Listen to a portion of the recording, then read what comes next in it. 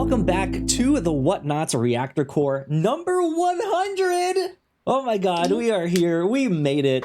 We are having a blast. My name is Kyle Springer, and I am joined by Melissa Wilkinson. Melissa, how are you? Hello, I'm doing good. I'm very excited to be here. We finally hit 100.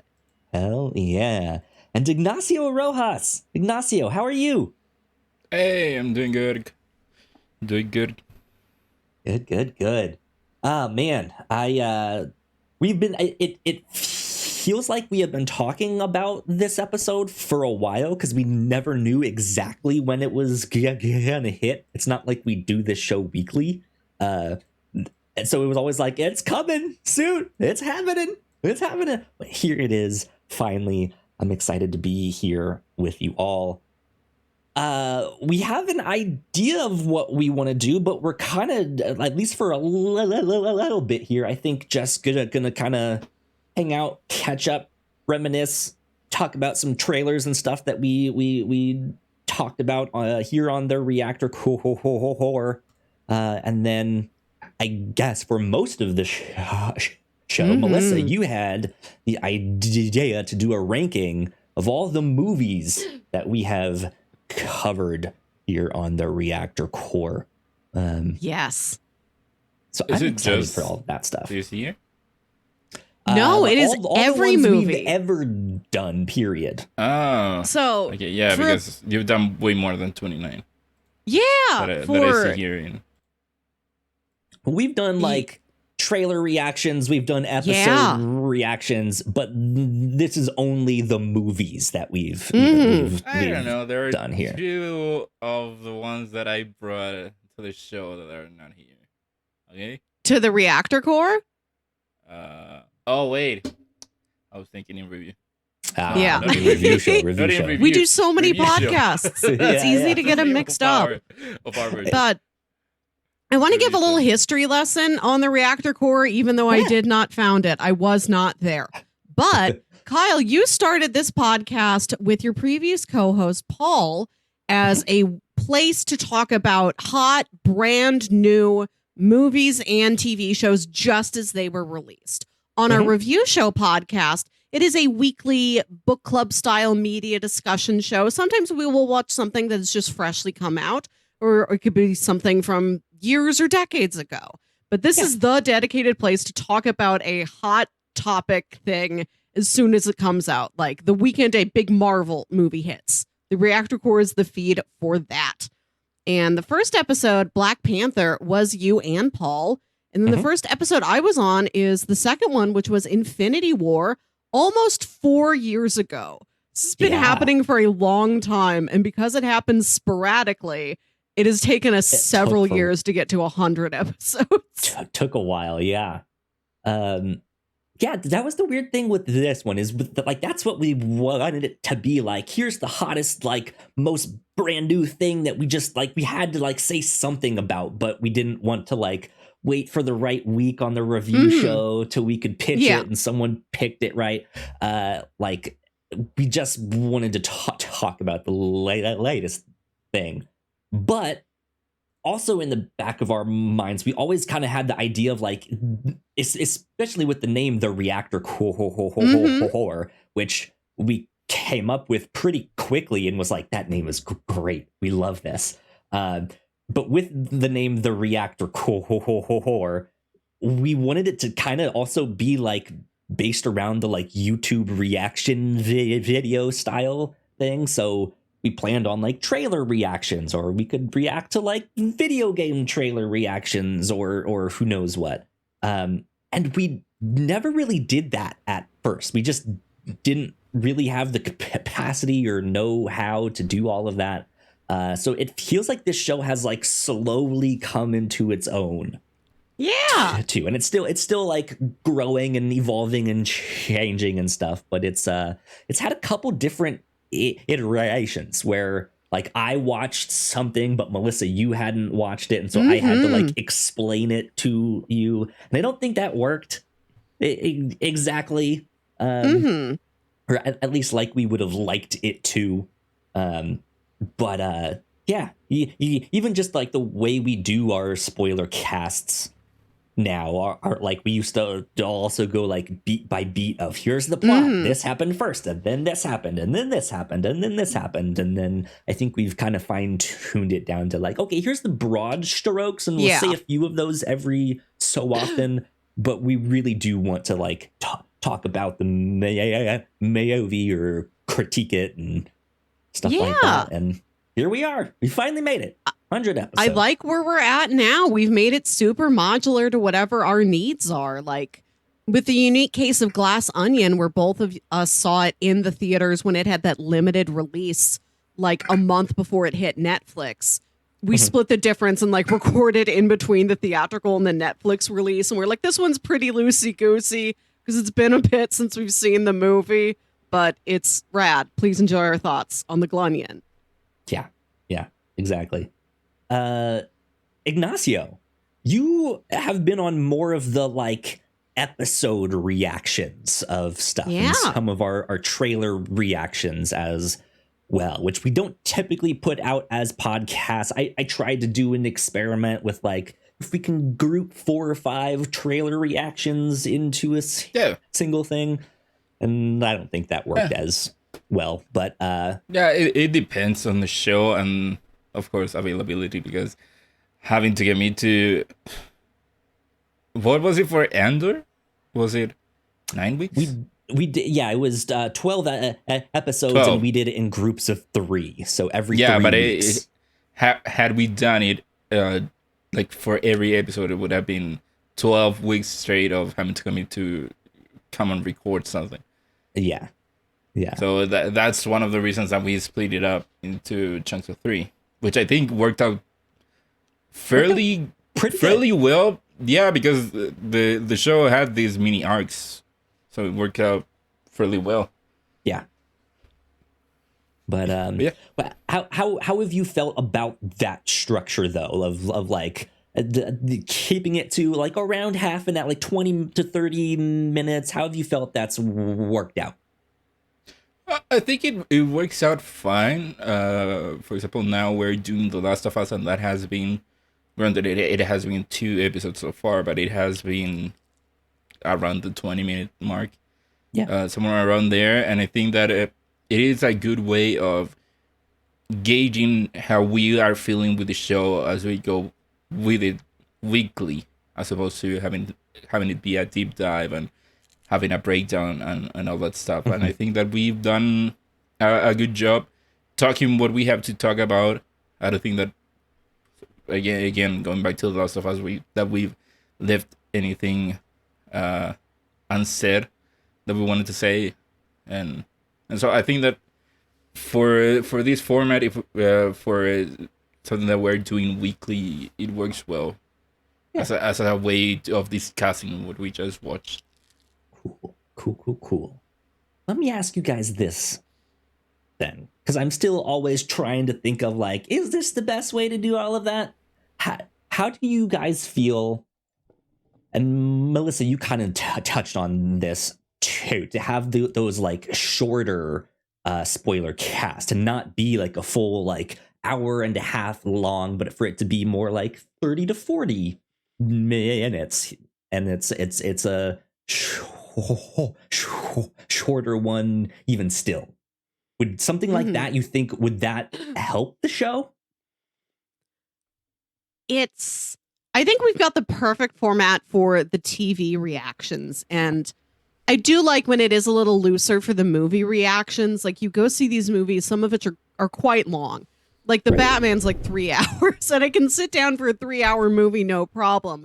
But then when I know I also have to sit down for quite a lengthy, involved podcast recording where you're going to keep us on rails for what the plot is, it's like, I do like those to be more loose and shouty. Like, there was this one part, like 2/3 of the way through the movie, that I have to talk about first. Like, if you're listening to this, you know what the plot is.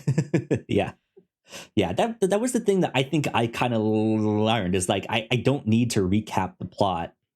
And I don't want this to be a substitute for someone to go see it, right? Like, I kind of would rather it be like, hey, if you've watched it, this is for you.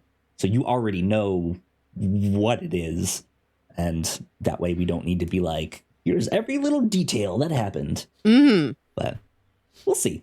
We'll see what happens down the road. Because I liked the one we did for Glass Onion, that it was shorter, a little more compact. We didn't go into as much detail on that. Because I don't feel like I left anything unsaid with that one. No. But it was also like half the time that we normally do for those full ones ish. Mm-hmm. So we shall see what happens down the road. No, I think it's pretty safe to say that the first teaser trailer for Black Panther Wakanda Forever was probably one of the best trailers we've covered on this show, that we've done a reaction to. Do you guys have, of the ones, Ignacio, that you've been on the trailer reactions, do you have a favorite one that we've done a reaction to? Melissa, same to you. Do you have one that like stands out as like, that one was fun? See, it is tough for me because it is. I barely ever remember trailers. Once the movie has come, Barbie. You were sure, yeah, and Oppenheimer that one, and Barbie. Yeah, and I remember those, but once the movie comes out, I tend to forget about the trailer. So I cannot think of a trailer that I'm going like, oh yeah, that trailer. All these trailers are forgettable. That's what the only one that comes to my mind is, for some reason, the Batman. So I'm guessing that one. There you go. There you go. Trailer for the Batman, Melissa. I go to the theater a lot, so I do tend to see a lot of trailers and see the same trailers several times over. And 2022, I think, was a good year for trailers. The Nope trailer and the Quantumania trailer, I think, were also both very strong. I felt fine watching those multiple times in the theater. I also love the Guardians Volume 3 trailer, but like, Guardians are my guys. They're number one in my heart. So, of course, that one's up there. Personal bias. Exactly. I'm trying to think of mine, too. I think Nope is up there for me as well. I really both liked that trailer, and I loved that movie. But there is just something so kind of powerful about that, like, one word, just like, nope, I'm getting out of here. Like, right. And then it was that first trailer where they did the, like, what do you call a bad miracle or something like that. It was just like that one little thing to make you think. And I was just like, man, this is good. I cannot wait to see that one. But even the Mission Impossible Dead Reckoning Part 1 teaser. Oh, yeah. That one's great. Yeah. I just got to see that in a theater. I've been going to see movies at the new Alamo Draft House here in St. Louis. And not that the other theaters I've been going to are old and busted, but seeing that trailer on a brand new screen, on a brand new projector, like, it really shines. That's cool. Yeah, it's been fun. I like the trailer reactions that we do, and some of them have done pretty well for us on YouTube, which I always enjoy. And then we've had some of our like highest performing episodes of the podcast period be Reactor Corps stuff. Our money heist one has always done really well, where I was trying to explain the plot of like the first couple seasons of Money Heist to you, Melissa.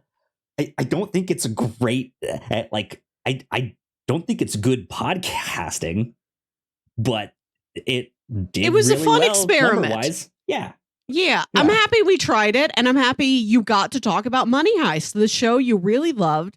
And it was having a new season come out, and I'm like, I do not have time to catch up to this new season. Can you just tell me what Money Heist is? And you did. Yeah, absolutely. I was trying to look at our playlist here, and all of it started playing at once, and I was like, no. Another one we did recently that I think was a lot of fun was Cocaine Bear. Yeah. That one was just so stupid. It was great. Mm-hmm. Yeah.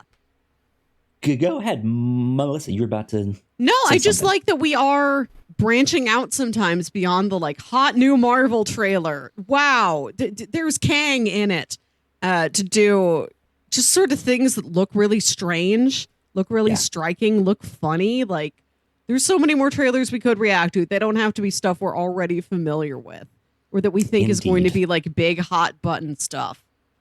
Indeed. Hopefully we get more of that this year. Mm-hmm. That's always a goal of mine. But yeah, that's kind of all the reminiscing I have to do here right now.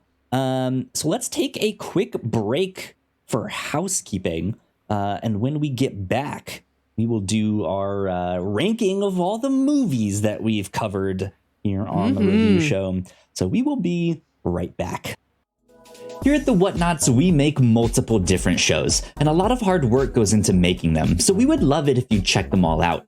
If you enjoy our shows, patreon.com/thewhatnauts is the best place to show your support. For just $1 a month, you can get early access to episodes, and at our $3 tier, a Patreon exclusive podcast, The Pilots Club. You can even get a shout out and thank you on most of our shows at the $5 tier. And if you're one of our patrons already, thank you so much. It means the world to us. You can find out more information on our website, thewhatnauts.com, as well as your favorite podcasting platform of choice. When you type in The Whatnauts, all of our shows will pop up right there. Just don't forget to give us a nice rating and review if you like the shows. You can also find us on YouTube and Twitch for video versions of the shows, trailer reactions, and live streams. And lastly, we have merch. If you want to grab yourself a shirt or a hoodie or a mug or something else, head over to thewhatnauts.com/store to pick up some merch today. We are back. We are finally back. We are. I still have to fix that timing of like when the mics come back on there. That's on my to-do list here. But yeah, I was gonna say I didn't know that we are now playing a video in Where the Ads Go.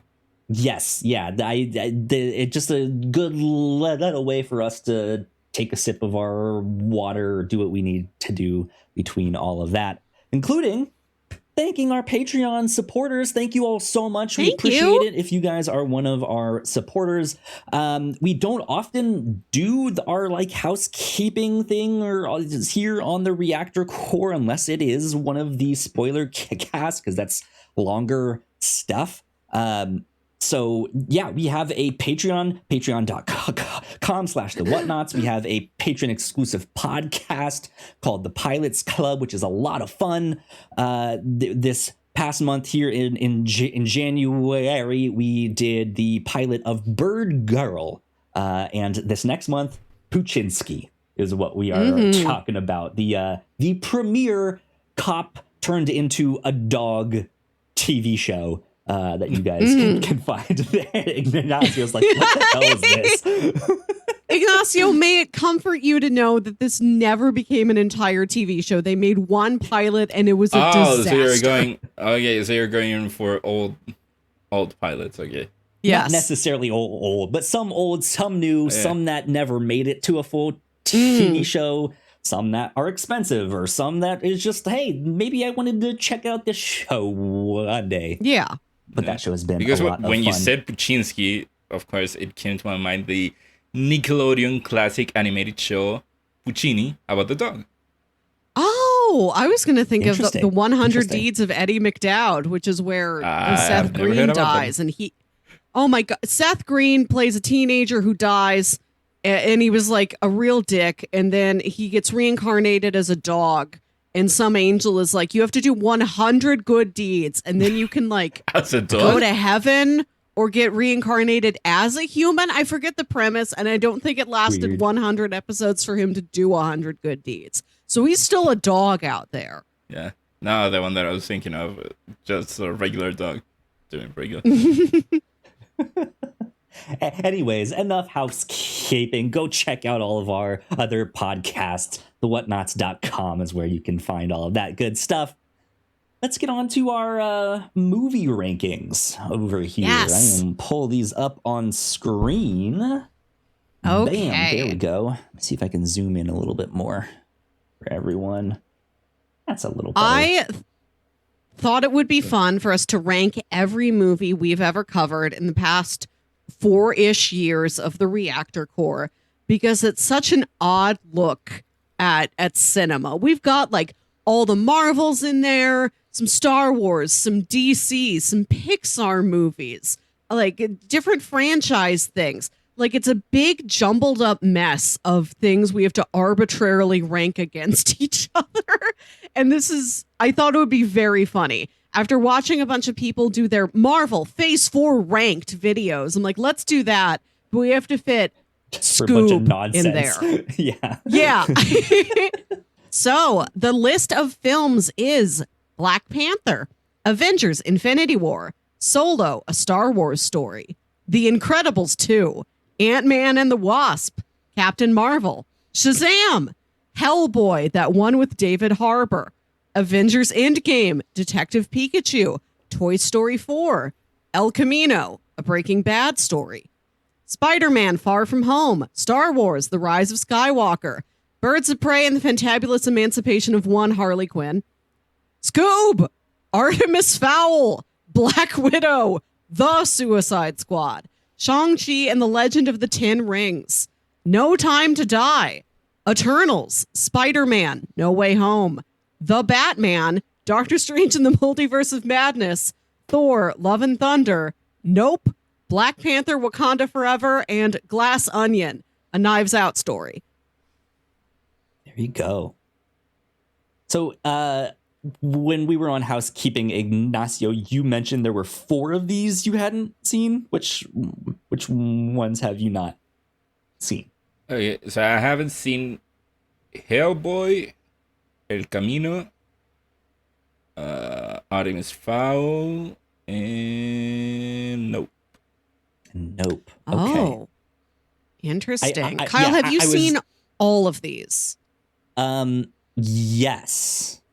I believe I have, because I believe I was on all of these episodes. Yeah. 'Cause You I weren't had on to Rise of record them all, I think, Skywalker. right? You were at your Oh, that's parents right. I was in Wyoming, in the middle of countryside Wyoming for Christmas. So I did that Yeah. with friend of the show, Jack. Yeah. There have been a Thank you rotating for reminding me different of that. different co-hosts, different guests on these episodes. Even if I haven't been on all these episodes, I have seen everything but El Camino. That's the one for which I have zero context. That's the one that I did with Mick when he was still here. It was me and him did that one.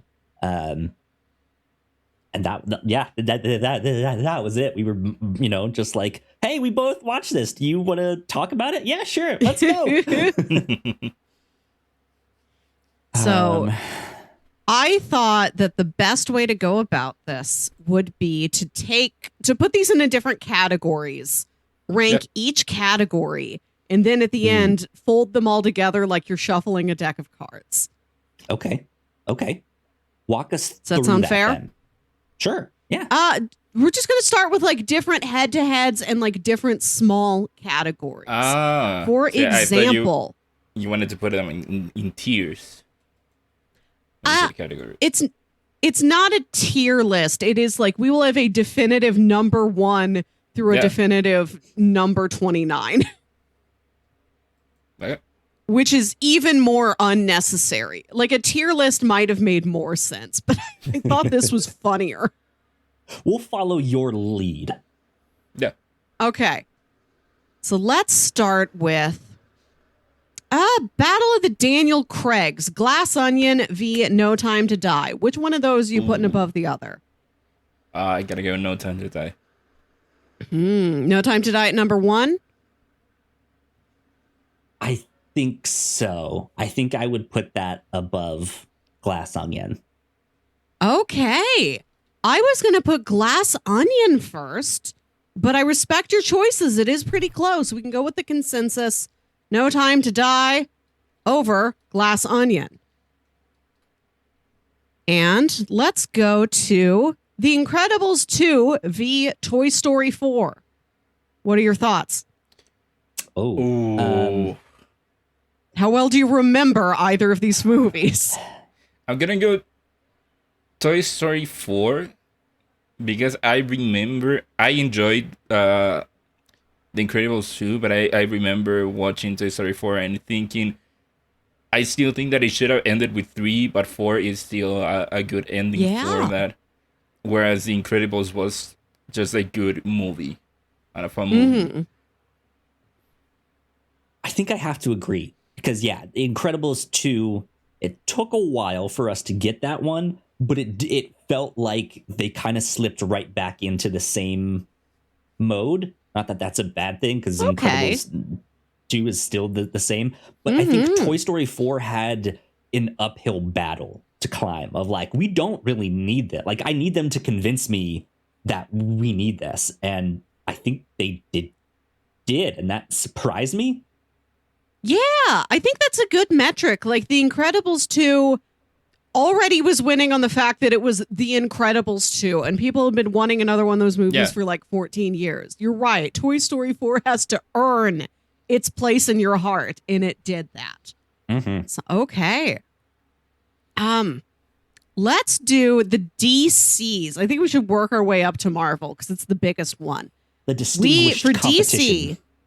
Yeah. We have For DC, we have, it's funny, Captain Marvel and Shazam are next to each other. Yeah. We have Shazam, Birds of Prey, and The Batman. And I'm going to color code some of these so that I can find them. Okay. I'll take this one first. Shazam, Birds of Prey, and Batman. I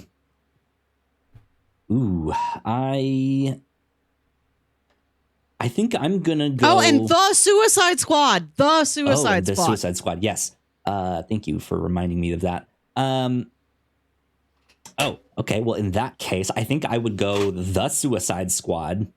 The Batman. Shazam, then Birds of Prey. I'll Ignacio? go The Batman, Shazam, The Suicide Squad, Birds of Prey. Okay. So we're, I think we're all agreeing Birds is in fourth, which isn't a disservice to Birds. I think that movie's pretty fun. One of their best ones, yeah. Yeah, and then... Yeah, well, that's not saying much. Let's be honest. To be honest, this sampling of 4 DC movies we have right here, I think is a very good sample for DC. These were all a good time. I want to put The Batman first because it's sort of like what we just did with Pixar. You're like, the Suicide Squad didn't work. Wipe the slate clean. Like James Gunn's The Suicide Squad, already a winner, like just on the principle of that concept alone. The Batman, there's been so many Batmen. You know, we're cycled through them over and over again. And this is one that truly felt like it earns its place in being an additional Batman. This felt fresh. It arrived on the scene so wholly formed, really aesthetically specific. It really knew what it wanted to be, and it was that. Absolutely earned the 3-hour runtime, and is now getting a sequel, getting a spin-off. Like it's with one film, it became this very respected new DC linchpin. Cool. Okay. Do we have a consensus of The Batman first? Yeah, I am A-okay with that. Do we want the number 2 to be Shazam or Squad?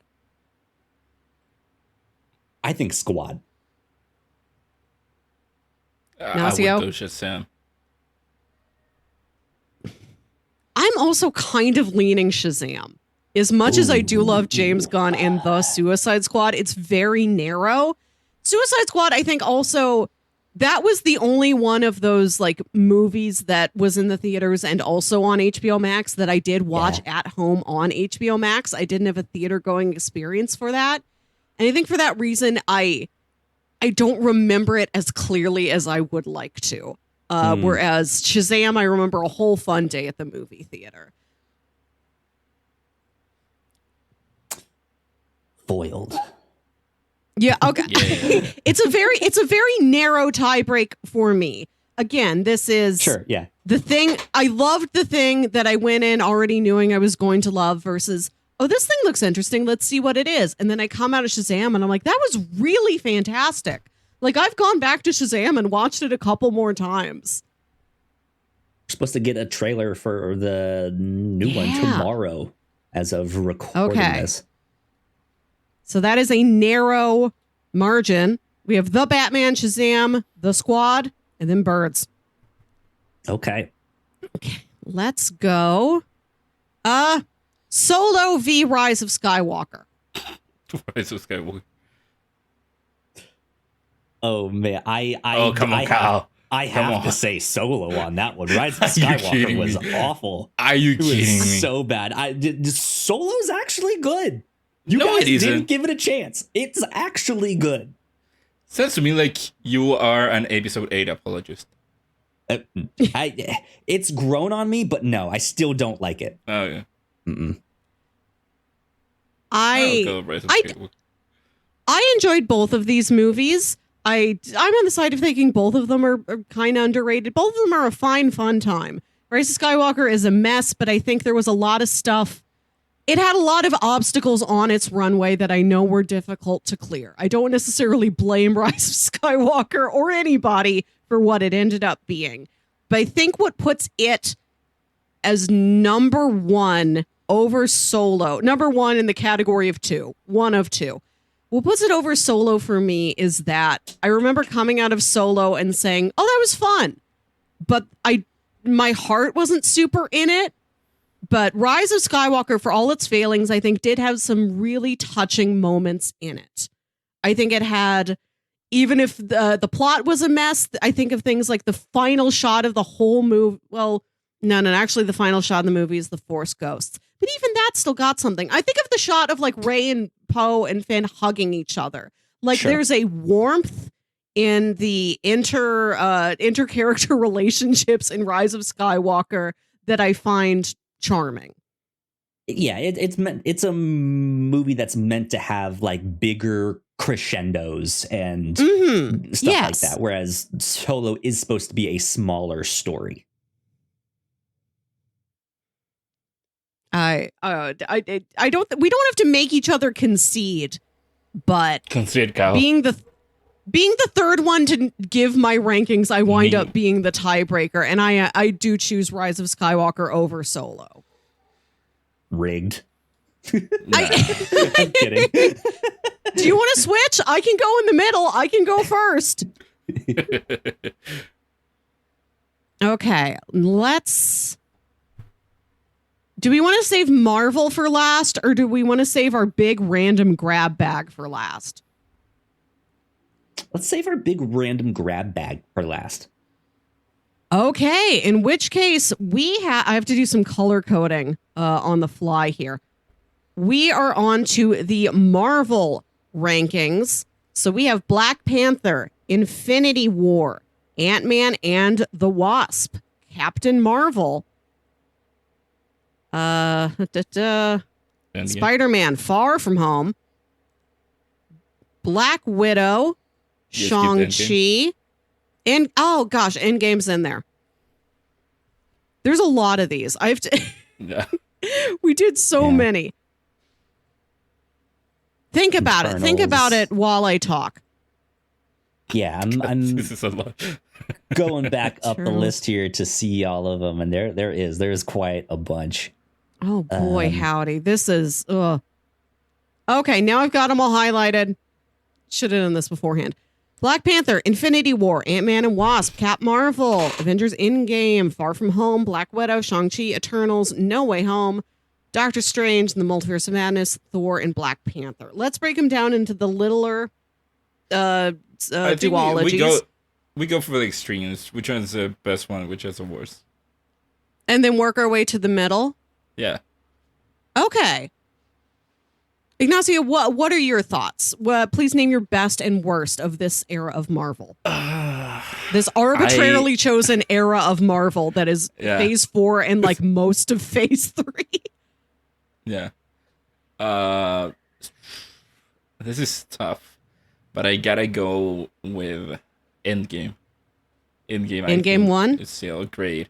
Endgame is a 3-hour movie that I can rewatch without a problem. Okay. And for my worst, it has to be Eternals. Has to be. Okay.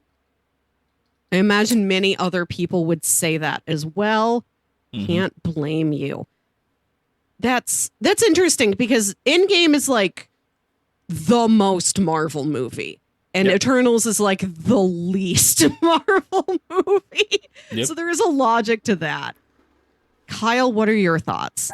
I'm going to have to second that. Oh, second that on both counts? Yeah, on both counts. Oh. Ooh. Wow. I Kyle. don't know what my answers are, but they are different than both of those. Like I said, Endgame is like the most Marvel, but I don't know if it's necessarily... It's a feat. It's a real feat. Absolutely. But I have difficulty quantifying it as like that's the best one because it is so much. There's just so much payoff like they checked off all in that one, right? There is so much payoff, but like the movie's like it's like your favorite episode of your favorite TV show is never the series finale. Like it's a big, important, respectable, honorable thing, but I have difficulty feeling like, oh, I'm fond of Endgame. Like I could see the argument that Infinity War is the better like movie because it is more of like more of the you don't need to see anything else, even though you do need to see some things to even make that one work. But I think you need to like see even more to make Endgame work. So I can understand arguments like that, but there's just that special place I think that end game holds because it is such a spectacle. Absolutely. In my heart I put Infinity War over Endgame, but I know that is rare. I know I am the outlier here. And I don't know what I would put on the lower end. I don't remember a lot about Black Widow. Yeah. It was fun. I did like the new characters that we got to meet, but it didn't feel very impactful for me. So I might put that one that might be my lower one, but I've got a soft spot for Eternals. Eternals really worked on me in a way that like I don't understand why it worked on me and it didn't work on other people. I don't know what makes me different. I don't know why I got to have that. I liked Eternals too, and I liked it a lot. But yeah, it's still on the like bottom of my list here. Okay, I will honor both of your rankings then. I think I would put Eternals as my it could very well be my least the Marvel movie that I like the least out of all. Okay, out of the entire thing. Even out of Thor, Incredible Hulk, Thor 2. Incredible Hulk. Yeah. I didn't enjoy it. People only bring in Incredible Hulk when they like really want to make a punch land. They're like, and I even count this against Incredible Hulk, so you know I'm serious.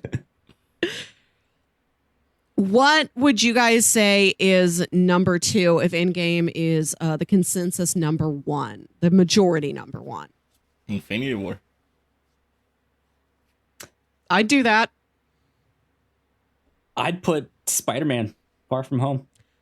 Far From Home or No Way Home? No Way Home. Yeah. Okay. No Way Home. Thank you. Yeah. To me, same level really, of real fan of spectacle. Like as a big Spider-Man fan, to me that one is just like, I love this. Do we want to put that as number 3 then in our mini Marvel ranking? I would put it number 3. Far From Home would be my number 3. Yeah. No Way Home. No, I'm a big fan of Jake Gyllenhaal. I just love the trip to Venice. Big Venice head over here. No way home. Okay. Venice? No, I thought you said Venom. No. I love when they go to Venom. They never do go to Venom, but Venom might come to them. Yeah. Did we Spider-Man 4. not do Venom 2 on the Reactor Corps? We did not. No, I we've talked about Venom 2. We've talked about the Venoms periodically on the Captain's Log, another podcast of ours. The loosest, most formless and abstract podcast of ours that is mostly about what movies have you been watching? Here's a new Mountain Dew flavor. My hot take at the end of last year was I liked Morbius more than I liked Venom 2. That was it. I think I can roll with that. Yeah. It's not that much of a hot take, actually. Anyways, I have one to put towards the bottom. Ooh. Okay, all right. What do you have? Black Widow Okay. is what I would do next. Speaking of that, is second from the bottom. Yeah, I would put that. Do you guys want Black Panther as number 4? Fourth from the top? See, I have opinions. Okay. Yeah, I'm not a big fan of Black Panther. Mm-hmm. When it came out, I didn't enjoy it that much. Haven't rewatched it for before Wakanda Forever. I got a little more appreciation towards T'Challa, but that's my extent of liking the movie. I did not enjoy it. Okay. So I know that a lot of people like it. I know that they nominated for the movie for the Oscars. I know that it made over $1 billion. I just do not care about the movie. That's all right. Everybody's got their different things that hit them. For sure. Don't judge me, Kyle. I can see you. Ignacio is a terrible human being. No, I'm kidding. You look so sassy with your arms crossed, Kyle. He's a terrible human being. I would say this next spot up at the top should either be Black Panther or Shang-Chi. And I'm fine with them in either place. I would go Shang-Chi. My heart also says Shang-Chi. That, looking back on phase 4 of Marvel, like that's one of those movies that is not the most Marvel. Like, it doesn't pay off much. It doesn't culminate something you've been on a journey with. It is just such a fun, lively introduction to a new bunch of characters, a new aspect of that world. It's a good time. I will put Shang-Chi there. I believe his name is hyphenated. I'll put him at number 4. And let's see, number 5, Black Panther might still be hovering up there. I personally really dug Doctor Strange in the Multiverse of Madness. It's a movie that really worked on me, but I know other people may find it a more middling effort. It's gonna be down to you two where Black Panther ends, because I would put it just above Black Widow. Okay. So it is up to you two where you put it. Yeah, I'm more middling on it. I did like it, and I liked it a lot. I think America Chavez almost didn't need to be in the movie. They didn't really do anything with her. Mm-hmm. And they did a lot with Scarlet Witch. I don't like what they did with Scarlet Witch, but it made sense if you paid attention to the WandaVision show, and that she is actually the villain of that show, because she didn't apologize to the people she needed to apologize to at the end of that. And I don't like what they did with this character. Remember, what was the name of Rambeau? Monica Rambeau? Uh-huh. Yeah, Monica. Remember when Wanda, everything gets resolved, everyone snaps out of it, and Monica just says, "You don't owe them anything. They don't know what you went through." Yeah, she says sorry to Monica, not anyone else that she held captive. This woman Fuck them. has not apologized. She has You don't not know what you changed. just gave up. In fact, she took the Darkhold and then went to go look for her kids even after that. Like, she wasn't, yeah. But I hate that that's the road that they went down with her character. So I'm more like middle of the road. Okay. Because it's like, yeah, I don't like what they did, but I liked the movie. It all made sense to me. If that makes sense. Illuminati were there. Can we say Black Panther at number 5 then? And then let's look at what we still have left to rank. That is Ant-Man and the Wasp, Captain Marvel, Spider-Man Far From Home, Doctor Strange and the Multiverse of Madness, we haven't quite settled on, Thor Love and Thunder, and Wakanda Forever. I have one to nominate for the bottom of the list too. Captain Marvel. I'd also be with you on that one. I think the fact that Carol doesn't quite remember who she is and is struggling to find an identity through much of the movie, as valid as of a journey as that is, because she doesn't know herself that well. I left the movie feeling like I didn't know her very well, even though I do love like very valid.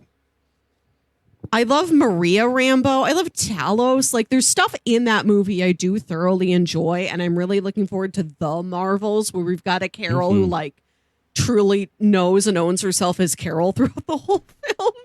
But Ignacio, you want that at kind of third from the bottom there? Yeah, I would personally go Wakanda Forever and then Captain Marvel. But Captain Marvel. Okay, so this fourth from the bottom, let's fill back up to the top. This fourth from the bottom, you threw out Wakanda Forever. I might throw out Thor Love and Thunder. That's a movie like I had fun with in the theater, and then I left, and there's like I remember like 3 things that happened. Oh, I freaking love that movie. The ending I didn't agree with, but I just enjoyed every second of it, except for the ending, but I enjoyed every other second of it. Yeah, my thoughts on that one. I did not think their depiction of Jane Foster struggling through cancer was very great. And that kind of soured the movie for me. So I think, yeah, we're getting into a tough spot where it's like I could put Thor Love and Thunder there. I could put Wakanda Forever close around that area, but I want Spider-Man Far From Home a little bit higher up than all of that stuff. I'm typing stuff just to make sure just so I can stop scrolling back and forth. Like this isn't an order. Yes. That helps us out a lot, though. Yeah. Far From Home. Ant-Man and Wasp. Oh, are we missing anything else? Oh, and Doctor Strange. Okay. We've got this like pile of sequels right here in the middle. We have to rank Doctor Strange, Ant-Man the Wasp, which nobody's brought up yet. Is that one like directly in the middle? The fact that none of us have had anything to say about it, is that like our middle bar? I haven't watched that movie in a while. I enjoyed it, but I don't remember. To be honest, maybe it might be because I'm not like super strong. Like it's not a bad movie at all. I liked it, but I don't have like something that's just like, oh yes, this moment was great. Did you see that thing when they did the thing? And okay, there are 13 of these Marvel movies, so we will need to have something that is directly in the middle. I will put that one directly in the middle. Sure. Okay. Personally, I would flip Doctor Strange and Far From Home and then call it a day. Yeah, do it. Okay, you guys, that looks good to you guys. I think this is manageable. I can live with this. For the Marvel rankings, number 1, Endgame, then Infinity War, Spider-Man No Way Home, Shang-Chi, Black Panther the First, Spider-Man Far From Home, Doctor Strange and the Multiverse of Madness, Ant-Man the Wasp, Black Panther, Wakanda Forever, Thor: Love and Thunder, Captain Marvel, Black Widow, and Eternals. Wait, Yep, did we agree on Black Panther, Wakanda Forever over Thor? Those just sort of like, we can flip those around. That's just sort of like where they were when I was just listing them. Do you have edits you would like to suggest? For those two in specific, I would put Thor above it. But that's me. Interesting.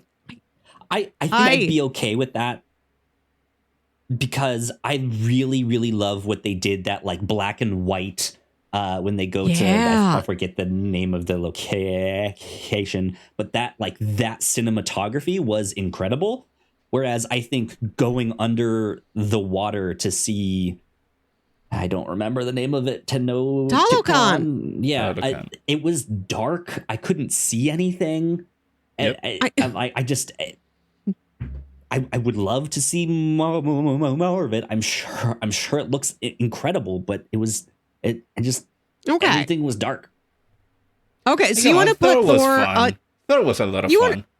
Okay, you want to put Love and Thunder above Wakanda Forever? Like, I agree with that on like an aesthetic point of view. Like, Thor: Love and Thunder is a very fun, engaging movie to look at.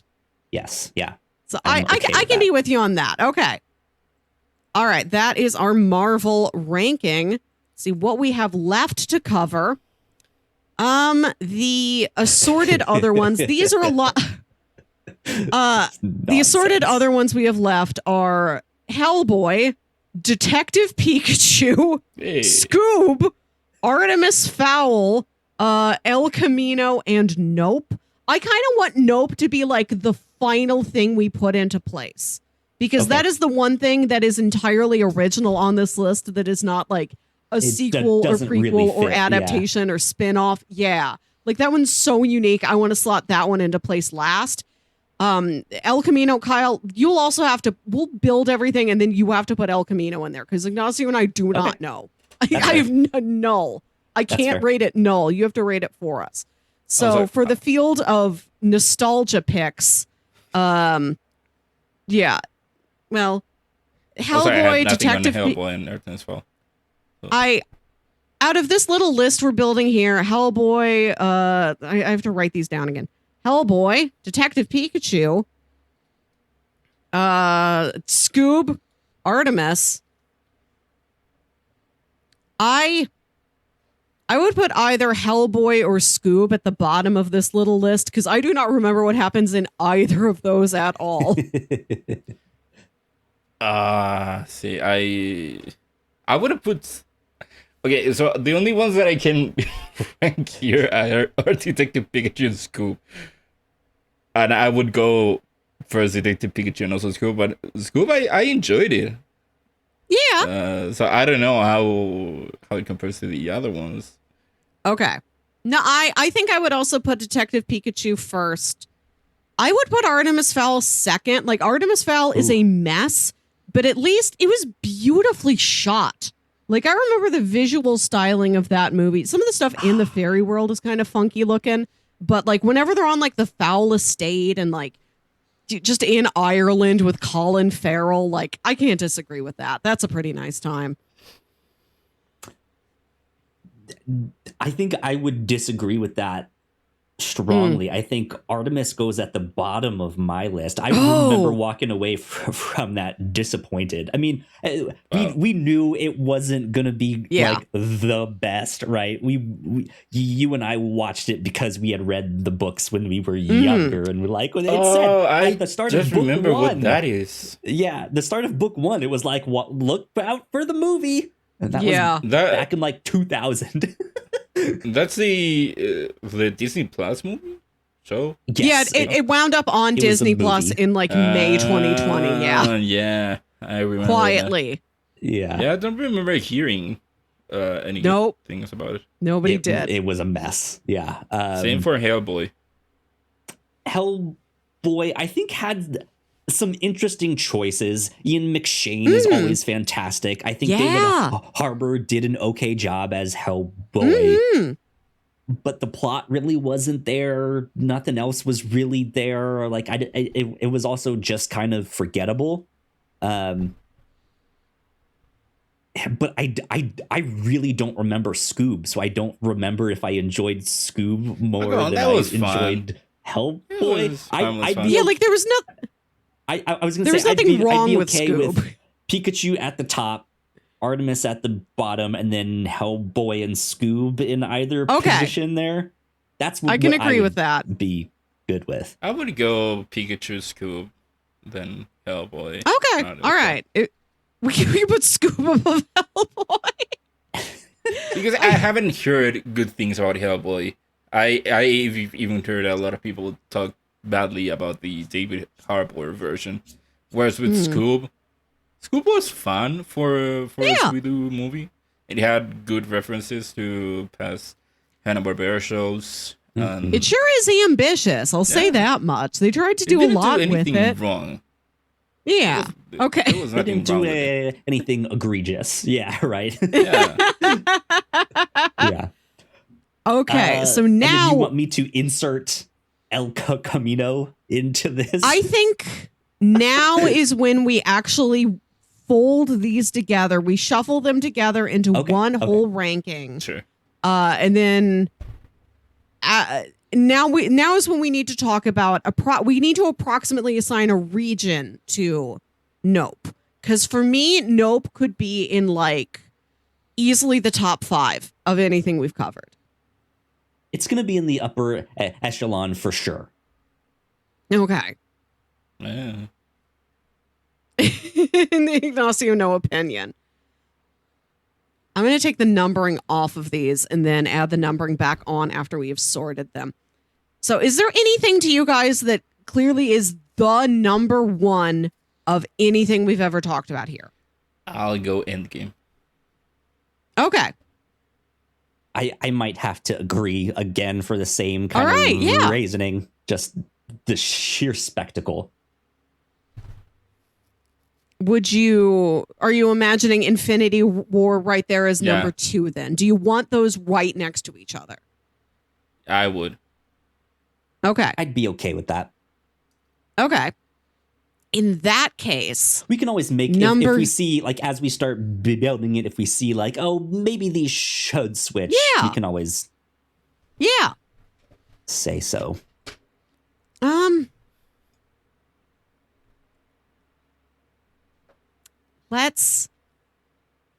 you want to build No, I was gonna say that we should look at what movies deserve to be at the top. Because I would go Batman is the only other movie that I think would be a top tier movie. I think so too. I would put Batman top tier. I would put Nope top tier. We have to individually sort these. Is there anything else you think is... Home. Okay. I would fight for No Way Home up there. Okay. Okay.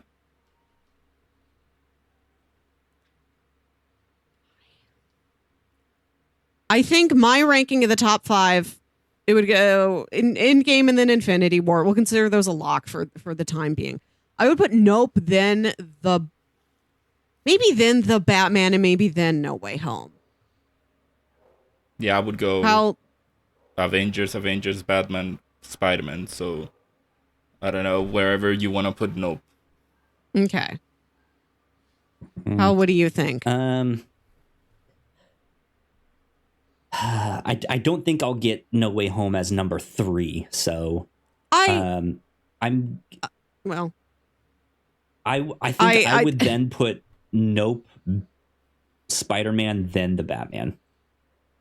Okay. I agree with that.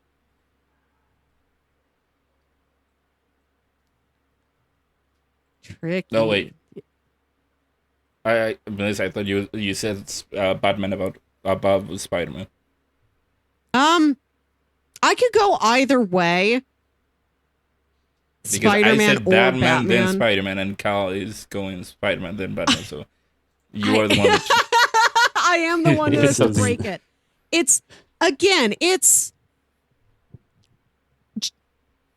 I enjoy the symmetry of the top two being these movies that are huge culminations of things, and then the next two after that being things that are really exciting, wholly original standalone stories, or really exciting starts to something. So on that alone, I think I will nudge the Batman above Spider-Man No Way Home. I am okay with that. Okay, we have a top five. Do you want to keep? Be okay. All of you, you're wrong. All of you. Do we want to keep building? Start with like number 6, or do we want to start with like a bottom and then sort of again build towards the middle? We can go bottom. Okay, so right now the bottom movies, the movies that it felt like truly are things we would put towards the bottom of things. We have I think stuff like the things Artemis, Hellboy. Yeah. I would put Eternals at the bottom. Again, I didn't watch Artemis or Hellboy, but out of the other movies, I would put. I do think it's very funny to have the final thing on the list be Artemis Fowl, a movie only you and I have ever spoken of. Right? Yeah. Okay. I'd be okay putting Artemis Fowl at the bottom. He just barely qualifies. I'm agreeable to this. Call it a movie. Yeah, you know what I mean. I would rather.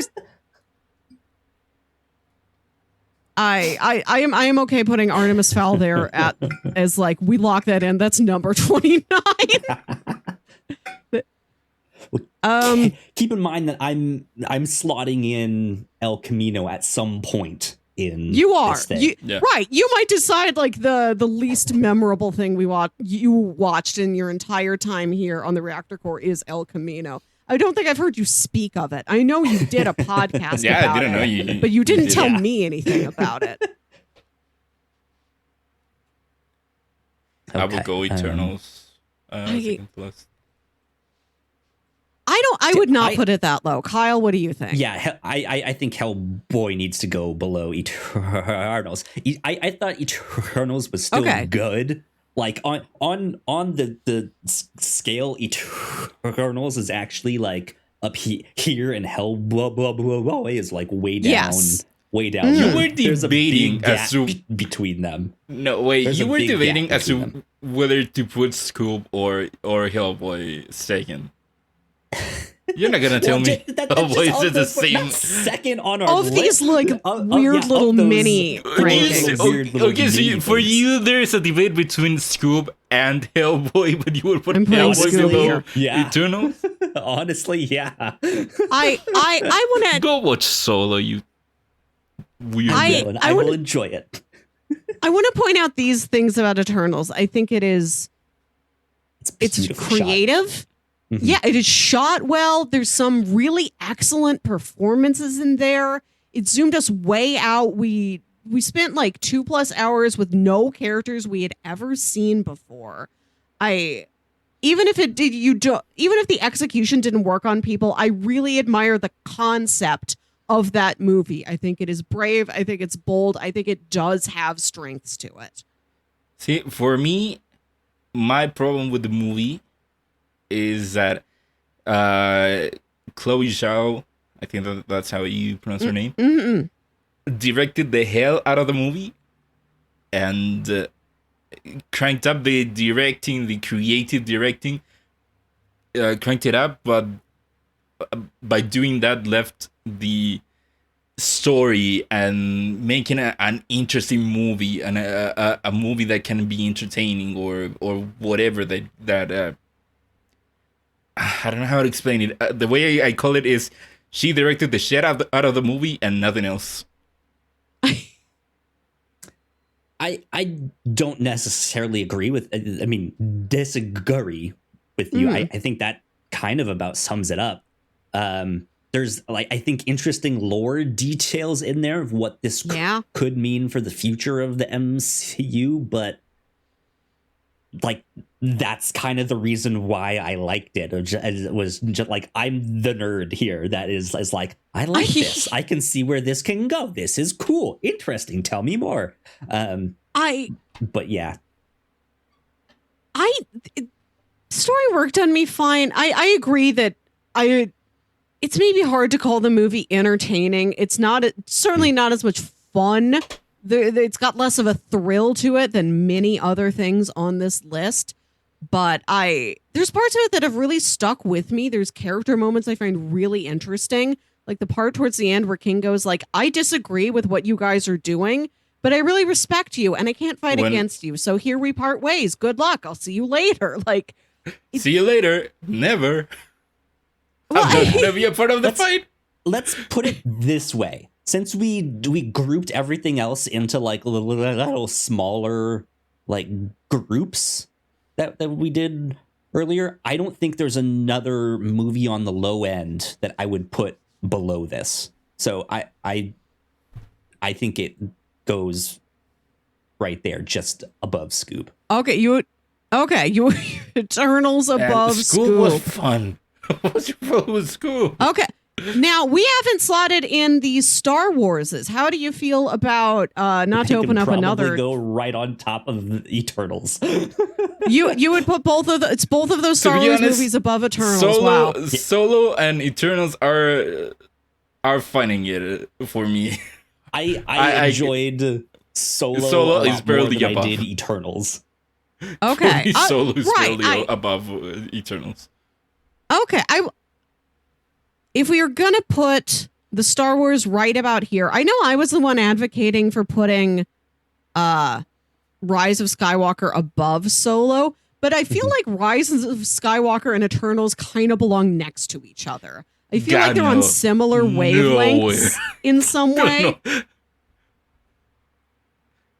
Rise of Skywalker is entertaining. It is a lot more traditionally fun than Eternals. I mean, just in that they're both movies that are very messy, but like have some really sincere heart to them that has been the thing that has stuck with me. Like in my personal experience, I look back on those movies and I feel touched. Even though I couldn't tell you what really happened. We're struggling with is scale here. Just because like two movies are right next to each other does not mean that they are like equal in like entertainment value or anything like that. The gap between like 25 and 26 can be miles. Right? It can be. It can be. This is true. We're just approximately grouping things together to get something. Yeah. All right. Well, what else do we want above Eternals then? So what do you guys what were you guys thinking? Like I said, I put Solo. Two Star Wars movies. Okay. Right there. That's where I would put them, yeah. I rarely, for as much as I go to the movies, to the theater to watch movies, I rarely go out of a movie saying I didn't enjoy it. At most, I would say, that was whatever. Solo is one of those movies that I would say I didn't enjoy it. Eternals, the first Suicide Squad, what else? Rise of Skywalker. No, not Rise of Skywalker. Last Jedi. Yeah. Oh. So that should tell you something. Star Wars is almost like so volatile. It's like it's like when we introduce Star Wars, it's like we're covering the entire thing in gasoline. Like talking about any one Star Wars movie is like an intense 3-hour conversation. It's such an interesting franchise because not because it has like the same amount of movies as the MCU, but it's been around so much longer, right? And there was that huge like big gaps in between them. They're like it's a trilogy each generation, right? Not like 3 movies every year. So it feels like so many people got to spend time with the books and the comics and games and all that stuff to make it their own. And then they switch it up and it's just like, George, who said you could do this? What? Come on, George. I almost want to come back to Star Wars. We're going to come back to that at the end. We're doing that and then we're doing El Camino. Too volatile, too hot. I have to get out of the kitchen. Is there anything else you guys would like to see towards this bottom end? No. I might. Ooh, Not really. I might throw like a Black Widow down Sure. around. yeah, I could see Black Here. Widow or Captain Marvel down there. I'm wondering where Detective Pikachu falls Exactly. in this. Yeah, that that's one's the such big, an like, outlier. Did I love I don't know how to Detective compare it to anything Pikachu else. more than I liked Ant-Man and the Wasp? I don't think I did. I think Detective Pikachu is like maybe between Captain Marvel and Black Panther Wakanda Forever. I think I'd put Detective Pikachu up above Thor: Love and Thunder, though. Okay, so- okay. It's right around in that Okay. ballpark, though. Right? Okay. Okay, so I think to make things easier, we should divide these into tiers. So I would put Okay, the top okay. 5. I would say that those are S tiers, and right below them Okay. I would put A tier, and then for the Okay. bottom I would say, I don't know, F, and something that's barely above an F. Okay. All right. Well, let's work on what the A tier is going to be then, because I think I'd put both the Daniel Craigs up there. Both of those movies are very high for I me. would agree with that. I would put Okay. No Time to Die at the top Oop. of A tier. Okay. No Time to Die. I'd put Glass Onion here. I would put I feel like I want Shazam and perhaps the Suicide Squad pretty high. Sure. Those might be like those might be Shang-Chi closer to also. a yes. I'm getting to the Marvels. Those might be like a B or A. B plus. Filling A out the rest minus. of A. Yeah. Filling out the rest of A. I would put Shang-Chi up there. At A. Yes. Yes. Absolutely.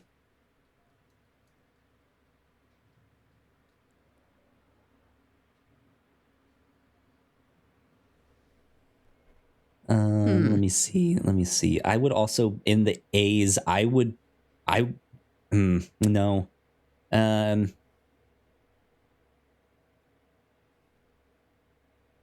I'd put Black Panther up there too, Okay. Okay. and I think that's kind of about it. Okay. Hmm. We have S, we have A, B tier. We have I'll Shazam, put we have the- Suicide Squad. I would put the rest of the Marvel movies at a B. B It, tier. it's just entirely collectively, Yeah. which is pretty true. Let's see. Okay. Okay. Shazam, Suicide Squad. I'm scrolling back down to see what we did with our other things.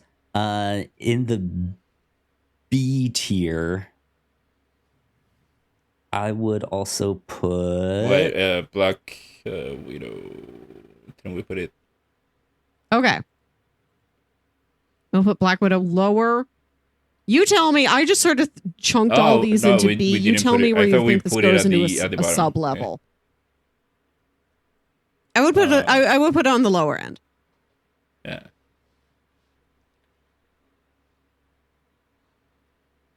I'm going to think delete I this big would- list in the middle. I think I've copied everything I need out of that list. I would put. I think I would make a divide right here, because Thor: Love and Thunder, Black Panther, Captain Marvel. Okay. Are we Okay. sticking with Ant-Man and the Wasp as our our meter stick That's for like the average? most C, the most Room C temperature. movie there, yeah, Ant-Man or and the just like Wasp, low a B. room temperature Low B. movie. I would put.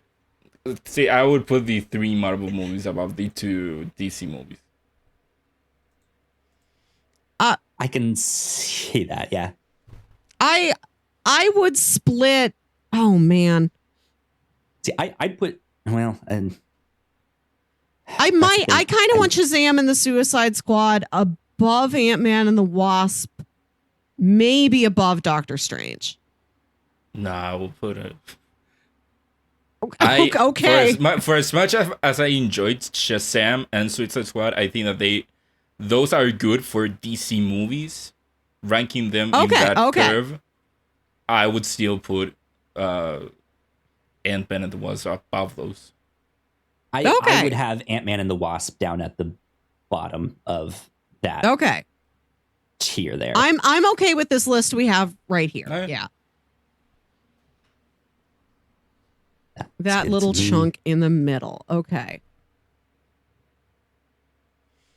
I would put Detective Pikachu in that tier.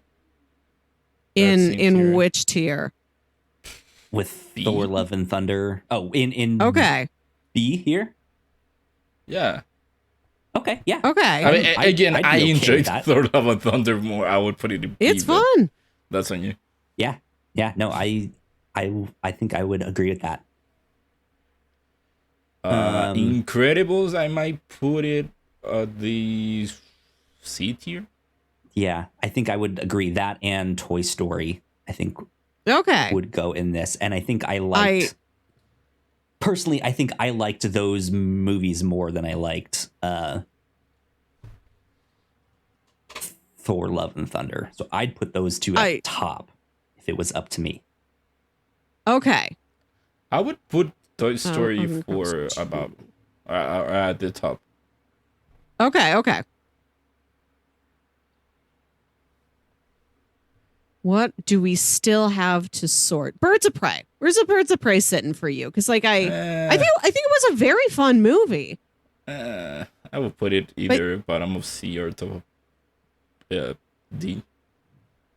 I would say in the C for sure. That's because that was a good movie. Yeah. There's things I don't like about it, but it's definitely one of their better ones. I'd put it above Captain Marvel. I put it here between Wakanda Forever and Captain Marvel. It feels accurate to my personal feelings. I guess that's just me, as I would put it higher up, but I feel like I'm not gonna win that one, so I think we're good where it is. I could maybe move it a little higher. Like the only thing kind of keeping me at arm's length from it is that it was like one of the last movies I saw in theater pre-lockdown, and like just so many things happened right after I saw that movie that it's like I remember there's an egg sandwich. Yeah. I don't know. I don't remember a lot of details anymore. Yeah. No, I had a blast with that movie. I thought it was good. There's a lot of great action in that. There's some really funny lines in there too. I think I would put it above Thor: Love and Thunder. I would put it below Thor. I remember enjoying the movie, but I barely remember anything of it. Whereas Thor: Love and Thunder, again, I enjoyed it a lot. One of the things that put Love and Thunder above Wakanda Forever is the visual style of it. Birds of Prey is so stylish. Yeah. Like it's got the most like pizzazz out of those three movies. So if on that metric, which we're not applying to the entire list, but comes into play sometimes when we need something objective to rely on, Birds of Prey, full of pizzazz. Remember, compare the final fights of those movies. Okay? Birds of Prey, what was it? They were at an abandoned amusement park, I think. Mm-hmm. Yeah. And they were just fighting. Whatever. Having fun. Whereas with Thor, remember that scene where Thor gives them all powers and he goes, whoever hold this for the time being shall get the power of Thor, and how epic that moment was and how fun it was. Remember that? One of the only good moments. Oh, come on, Kyle. There's gems in there. There's gems in all of these movies. Down a little, Artemis Fowl. You know, everybody's got some sort of sticker on their report card. Congratulations, the movie ended. Yeah. Everybody gets one merit badge. I feel like down here is where we really get into the minutia of things of like, does Thor and Love and Thunder go above Birds and Prey? Does it go the opening of one? Thor: Love and Thunder was great with the Guardians and the movie and the music. Yeah, Sweet Child of Mine playing. Sweet Child of Mine. Come on, it was a good movie. Okay, all right. I think you. Ignacio is fighting. I'll Yeah, I'll not. to him. We have Thor and then Birds of Prey, and then I don't think this is Sounds a good to me. single other Not that other people are ranking this list of movies, but I think if somebody else was to, they would not have Birds of Prey above Wakanda Forever. That's what makes it unique. It's our list. Okay, Our nonsensical list. Man, I should rewatch Thor and Thunder. That movie's great. Looking at the A tier, I think I want to slip Shang-Chi above Glass Onion. Okay, yeah, I would do that. Do that switcheroo. Yeah. Oh, lost and then we've got Glass Onion next to Black Panther right now, and those are such vastly different movies. It is difficult to compare them. Right. Again, it really is. with my thoughts of Black Panther, I would put Glass Onion above it. 2, 3, 4, 5, 6, 7, 8, 9, 10, 11, 12, 13, 14, 15, 16, 17, 18, 19, 20, 21, 22, 23, 24, 25, 26. We have yet to slot in El Camino. Is it time to bring back the Star Warses? I think it's time to bring back the Star Warses. Okay, so Solo, right at the bottom. Barely above Eternals. And Scoob, wait, why is Scoob down there? Scoob wasn't a good movie at all. It was fun. We look at Scoob and we're like, I don't know what it did wrong, but I can't name anything it did very right either. Oh, come on, having Dean Dastardly that movie. So having forgettable. Dean Dastardly be the bad guy. They don't, He just want his dog back. Come on. I still think I liked Eternals better. Would you put Scoob above Solo, Ignacio? Oh yeah, 100%. 100%. Okay. Of course he would. With his terrible taste in Star Wars movies. Okay, Kyle. I didn't want to do this, but Rotten Tomatoes has Star Wars: Rise of Skywalker audience score 86%, Solo 64%. Okay, so you are alone in this one. You guys are terrible. I think Solo is a much more consistent movie, like within itself. And Rise of Skywalker, it's got low lows, but I think it does have some high highs in there also. At least for me, a like very middling Star Wars fan who wants like, I want to see him hug. I want to see C-3PO. Just being sassy. So like that movie met my very limited list of criteria for what I wanted out of Star Wars. I bet Kyle laughed when C-3PO lost his memory. I bet he laughed. He enjoyed it. I laughed when he lost his memory. Yeah, I bet you did. Like, what a bitch. You in this little theater in Wyoming with your parents laughing at a gold robot. Translate that, you damn robot. Yeah, I'm fine with Solo. Okay. Down there, yeah. Where should be there, but I'm fine with it there.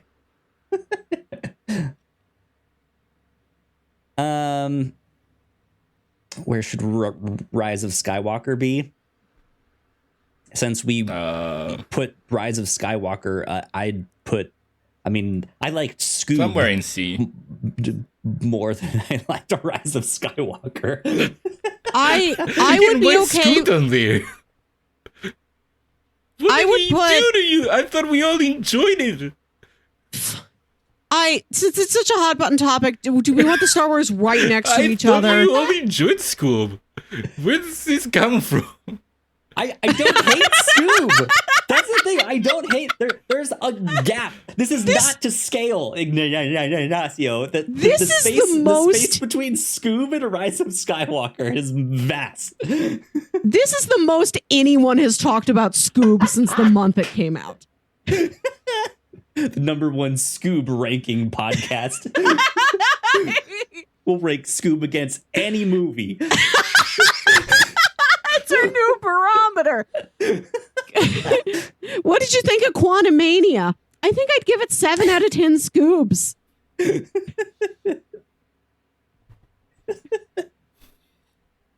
name any movie Scoob was better. I guarantee it. looking at this list that we have now, I think I want Toy Story 4 above Detective Pikachu. Sure. Because we're going to collapse these tiers, and it's just going to become one entire list. Yep.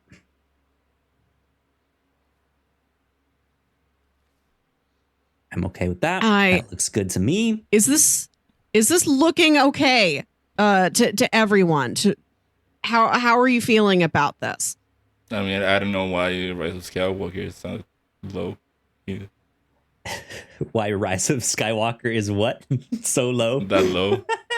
But it's so low. You wouldn't let us put it above Scoob. That's why it is where it is. No, you can put it above Scoob. I don't know why Scoob is doing that was so low.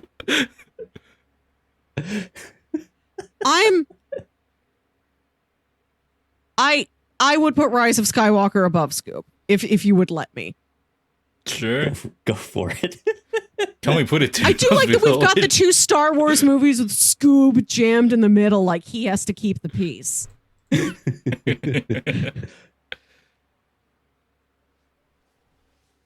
Anyways, cool. How many have we done now? Is that all of them? Are we missing any besides the final Camino? one you need to slot in is El Camino. Are we okay with the rest of this as it looks now? Pre El Camino, the mysterious capstone. Kyle will insert wherever he wishes. I think so. I'm okay. There's I give it a thumbs in up here that I'll allow it. we haven't really so yeah, cool. I'm good. We've with made that. our So, arguments. Yes. Let me slot in El Camino. So, drum roll, please. Coming in at number 1 is no. I'm kidding. No. No, I'm gonna slot El Camino in at number 28. Wow. El Camino. I don't think that movie needed to be made whatsoever. And it's just kind of slow and boring and nothing happens. And for a show that like ended so phenomenally, it just felt like this wet fart. So yeah. But I have to say, I was more disappointed in Artemis Fowl. Okay. It had higher heights it could have achieved. Sure, like there is some merit to the film. I think there is stuff you can get out of it. I think the big thing for me is that it just didn't need to be made. Whereas I was looking so much forward to Artemis Fowl. I knew it wasn't going to be great, but even still, I walked away just like, oh man, that was rough. That was bad. So when you have low expectations that don't get met, it's just like, ugh, oh man. All right. So our list that the 3 of us have managed to at least begrudgingly nod about is, for the past 4 years, every movie we've ever covered on the Reactor Corps. Number 1, Avengers Endgame. Number 2, Avengers Infinity War. Number 3, Nope. Number 4, The Batman. Number 5, Spider-Man No Way Home. Number 6, James Bond in No Time to Die. Number 7, Shang-Chi and the Legend of the Ten Rings. Number 8, Glass Onion, a Knives Out mystery. Number 9, Black Panther. Number 10, Spider-Man Far From Home. Number 11, Doctor Strange in the Multiverse of Madness. Number 12, Shazam! Number 13, The Suicide Squad. Number 14, Ant-Man and the Wasp. Actually got above exactly the middle. Yeah. We did move it up there. I mean, it's still just like in that spot. It right like middle range. Right in the number mid-range, 50, which is not a disservice to it. Like I was happy to have something to cling on to as like room temperature. It is 65 degrees outside. Number 15, Toy Story 4. Number 16, Detective Pikachu. Number 17, The Incredibles 2. Number 18, Thor, Love and Thunder. Number 19, Birds of Prey and the Fantabulous Emancipation of One Harley Quinn. I will never let us forget the original full theatrical title. Number 20, Black Panther Wakanda Forever. Number 21, Captain Marvel. Number 22, Black Widow. Number 23, Eternals. 24, Star Wars Episode 9, The Rise of Skywalker. Number 25, Scoob. Number 26, Solo, A Star Wars Story. Number 27, Hellboy. Number 28, El Camino, A Breaking Bad Story. And number 29, Artemis Fowl. Man. There you go. What a time it's been. What a time indeed. This was wild. I'm glad we got to do this. It was ridiculous. Oh, man. Well, yeah, there you go. We have ranked all the movies that we have covered here on the Reactor Corps. Happy to say from here on out, we will be ranking every single movie we see against Scoob. That's just what this podcast will be, so get used to it. Welcome to the Scoob cast. Yeah, this was good. This was fun. I enjoyed this. I thought I was going to bring like trivia or something to this too, just like 5 trivia questions. Did not have time to do it. I started to look at them. First thing I went to was Detective Pikachu. Let's look up some Detective Pikachu trivia. I went to IMDb, and in one of the things in there, it was like in the Mr. Mime interrogation scene, he mimics the Sharon Stone leg crossing scene from Basic Instinct, and I was like, I know I've seen that scene before, but let me like go match up these scenes here to make sure this stuff.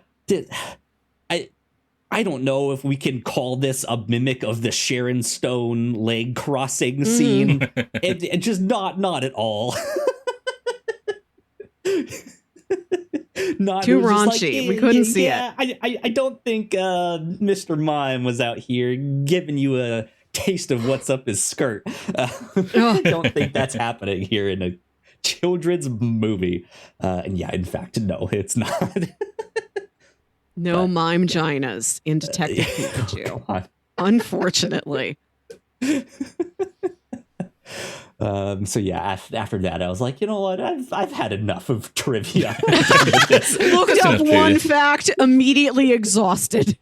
Yeah, just emotionally like, and physically. Disproved. I don't want to look anymore. Anyways. I think that is about it, unless you guys have any kind of last thoughts, hurrahs that you want to say things about here on the Reactor Corps episode 100.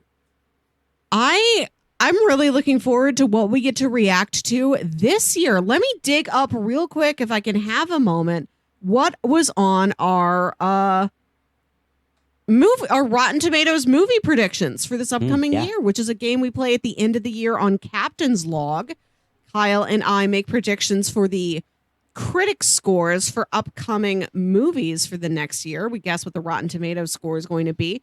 So coming up here this year, we get to react to Quantumania, Cocaine Bear, Shazam! Fury of the Gods, John Wick 4, Guardians of the Galaxy Volume 3, Fast 10, Into the Spider-Verse 2, The Flash, maybe.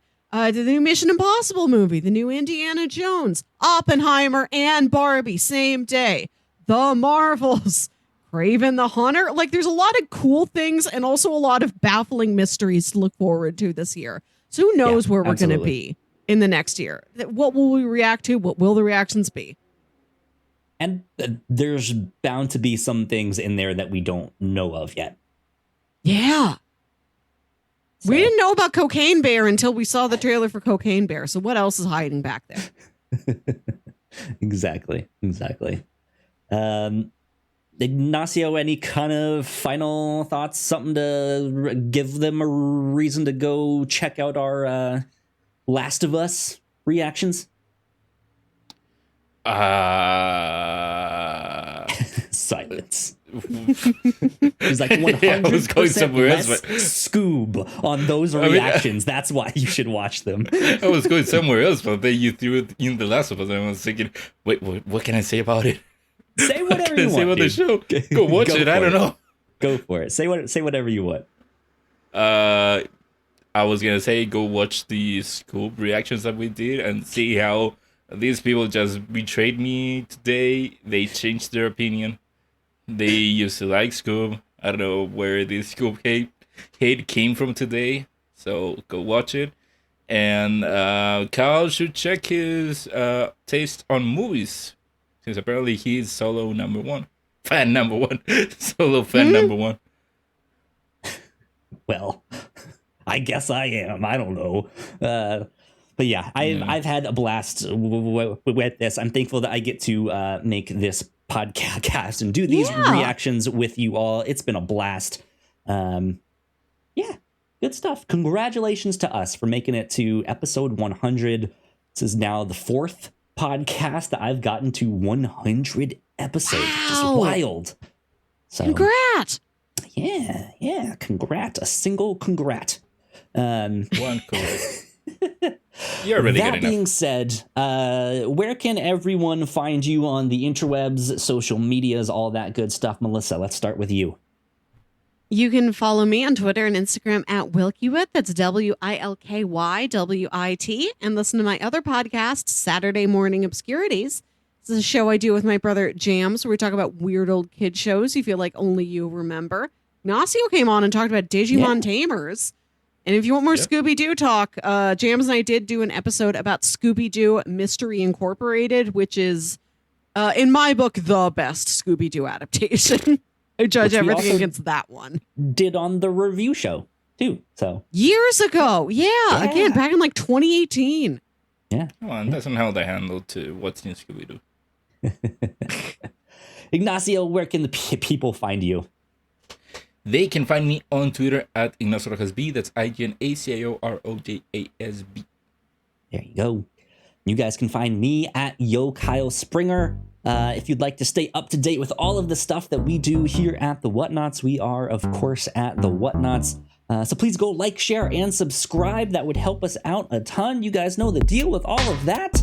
Go check out one of our other videos. I don't know where they will be on the screen. If you're watching the YouTube version of this, that will help us out a bunch as well.